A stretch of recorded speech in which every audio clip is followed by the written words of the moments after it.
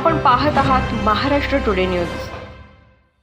औसा लातूर जिल्ह्यातल्या औसा येथे हायवे क्रमांक 361 व सीएनजी पेट्रोल पंपाजवळ असलेल्या एका हॉटेलात भरधाव वेगाने आलेली कार अचानक घुसली आणि भीषण अपघात झाला। या अपघातात कारमधील दोघांचा जागीच मृत्यू झाला आहे, तर रस्त्यालगत असणाऱ्या हॉटेलमध्ये काम करणाऱ्या कामगारांचे दोन्ही पाय मोडले। त्याला तात्काळ रुग्णालयात दाखल करण्यात आलं, मात्र तिथे उपचारादरम्यान त्यांचाही मृत्यू झाला। या अपघातातील क्रेटा कार हैदराबाद येथून लातूरकडे भरधाव वेगात निघाली होती। चालकाचा कारवरील ताबा सुटल्याने भरधाव वेगात असलेली कार थेट हॉटेलात घुसली व हा अपघात इतका भीषण होता की अपघातात कारमधील दोघांचा जागीच मृत्यू झाला।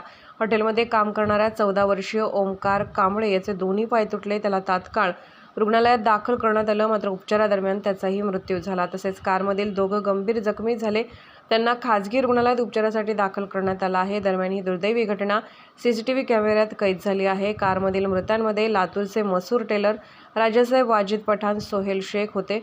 या दोघांचे अपघातात जागीच मृत्यू झाला। ते सासरे जावे असल्याची माहिती आहे। या भीषण अपघाताने संपूर्ण परिसर हादरून गेला आहे। सध्या पोलीस या प्रकरणाचा तपास करत आहेत। महाराष्ट्र टुडे मराठीसाठी ब्युरो रिपोर्ट औसा लातूर।